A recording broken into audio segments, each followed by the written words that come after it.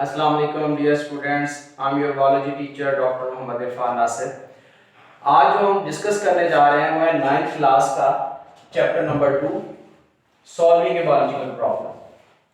तो सबसे पहले समझते हैं कि बायोलॉजिकल प्रॉब्लम से क्या मुराद, इसे कैसे सॉल्व करेंगे। तो बायोलॉजिकल प्रॉब्लम क्या है? अगर सिंपल वर्डिंग में हम बात करें, लिविंग ऑर्गेनिजम्स को कोई भी मसला होता है इन सेंस ऑफ डिजीज से फॉर एग्जांपल, तो हम उसे कहेंगे बायोलॉजिकल प्रॉब्लम। क्या कि भाई लिविंग ऑर्गेनिज्म, इनको कोई डिजीज आ जाती है, ये इनके साथ एक मसला दरपेश हो गया।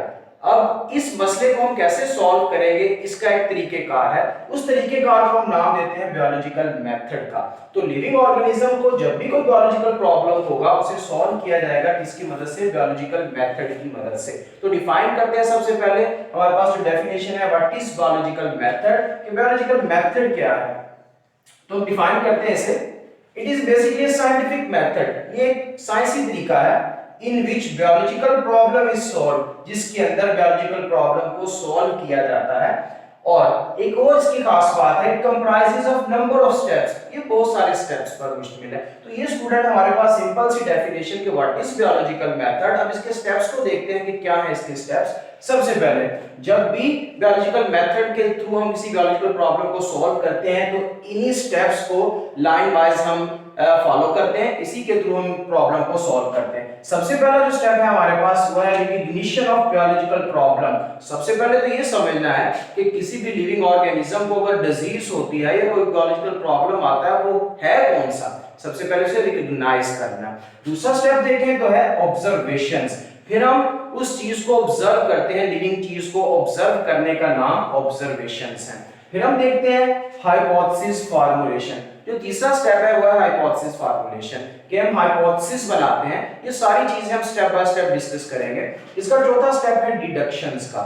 और नेक्स्ट स्टेप की तरफ आते हैं तो एक्सपेरिमेंटेशन, एक्सपेरिमेंट किए जाते हैं। फिर उसके बाद देखें तो समराइजेशन ऑफ रिजल्ट। एक्सपेरिमेंट के बाद जो चीजें आती हैं उन्हें हम क्या करते हैं? समराइज करते हैं रिजल्ट की फॉर्म में। वो किस शक्ल में करेंगे? या तो टेबल की फॉर्म में या फिर ग्राफ्स की शक्ल में। फिर हम लास्ट पे जब ये सारी चीजें कर लेते हैं तो हम इस चीज को रिपोर्ट करते हैं in the sense of result. ये थे हमारे पास बायोलॉजिकल मेथड के कुछ स्टेप्स। अब बात करते हैं कि व्हाट इज बायोलॉजिकल प्रॉब्लम। सबसे पहले स्टेप की तरफ आते हैं रिकॉग्निशन ऑफ बायोलॉजिकल प्रॉब्लम, कि बायोलॉजिकल प्रॉब्लम है क्या चीज। तो इंग्लिश में इसे डिफाइन करते हैं जैसे हमारी बुक में बताया गया, it is a question related to living organism. भाई ऐसा क्वेश्चन है जिसका अभी हमें जवाब का नहीं पता, और ये किससे रिलेटेड है? लिविंग ऑर्गेनिज्म से रिलेटेड है। That is either asked by someone, जो हम किसी से पूछते हैं भाई ये बंदा बीमार हो गया तो क्यों बीमार हो गया, या फिर are come in biologist mind by itself, या एक डॉक्टर जो देख रहा है उसके माइंड में आता है कि इसके अंदर क्या क्या चेंजेस आ रही हैं बॉडी के अंदर जिसकी वजह से ये बीमार हुआ। तो what is biological problem? It is a question related to living organism either asked by someone or come in biologist mind by himself। फिर आगे डिस्कस करते हैं दूसरे स्टेप को, वो है हमारे पास ऑब्जर्वेशंस। ऑब्जर्वेशन का मतलब होता है मुशाहिदा करना, किसी चीज को गौर से देखना, दैट इज कॉल्ड ऑब्जर्वेशन। तो ऑब्जर्वेशन हमेशा 5 सेंसेस के थ्रू की जाती है।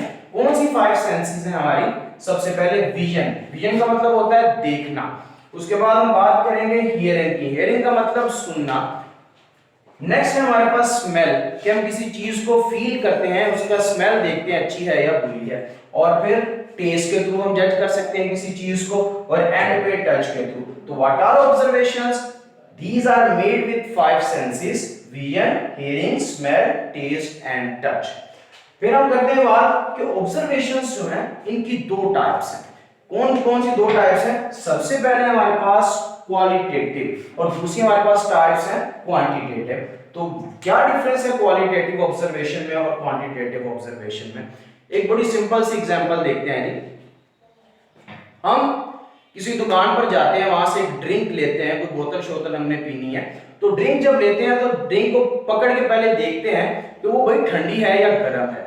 अगर यही इसकी चीज को मेजर करना कि वो ठंडी है या गर्म है, that is called qualitative observation. इसे हम क्या नाम देते हैं? क्वालिटेटिव ऑब्जर्वेशन का। अब हम देख रहे हैं, अब सिलेक्ट करना है हमने कि हम कौन सी हाफ लीटर वाली सिलेक्ट करें बोतल या हम 250 ml वाली सिलेक्ट करें। तो हम कोई क्वांटिटी को मेजर कर रहे हैं, that is called quantitative observations. अब दोनों का कंपैरिजन करते हैं कि दोनों ऑब्जर्वेशंस में से सही कौन सी है। तो बात करते हैं क्वांटिटेटिव की। ये जो क्वांटिटेटिव ऑब्जर्वेशन है दैट आर मोर एक्यूरेट, ये ज्यादा एक्यूरेट है किसकी निस्बत? क्वालिटेटिव की निस्बत। फिर अगर बात करें इसकी दूसरी property as compare to qualitative क्या है, तो वो क्या है? Invariable and measurable. कि मतलब ये जो क्वांटिटेटिव ऑब्जर्वेशंस हैं इन्हें हम मेजर कर सकते हैं, ये तब्दील नहीं हो सकती। और लास्ट में इसके बारे में डिस्कस करें, recorded in terms of number. ये जो क्वांटिटेटिव है इन्हें हम नंबर्स की सूरत में मेजर कर सकते हैं। ये था हमारा आज का पूरा लेक्चर। रिवाइज करवा रहा हूं कि आज हमने क्या पढ़ा। हमने डिस्कस किया कि भाई सॉल्विंग ऑफ बायोलॉजिकल प्रॉब्लम ने हमने किस चीज को करना है? बायोलॉजिकल प्रॉब्लम को हमने सॉल्व करना है किसकी मदद से? बायोलॉजिकल मेथड की मदद से। हमने बायोलॉजिकल मेथड की डिफाइन किया, फिर हमने क्या काम किया कि बायोलॉजिकल मेथड के स्टेप्स को देखा, फिर हमने इन स्टेप्स में से बारी-बारी पहले दो स्टेप्स को अच्छे तरीके से समझा। जो पहला स्टेप था solving A recognition of biological problem, इसमें हमने बायोलॉजिकल प्रॉब्लम की डेफिनेशन की। फिर हमने इस डेफिनेशन के बाद हमने डिस्कस किया ऑब्जर्वेशन को। ऑब्जर्वेशन के अंदर हमने देखा कि ऑब्जर्वेशन कैसे की जाती हैं, 5 तरीकों के थ्रू, और इनकी टाइप्स कौन कौन सी हैं। ये था आज का हमारा lecture. This is all about today's lecture. Thank you very much.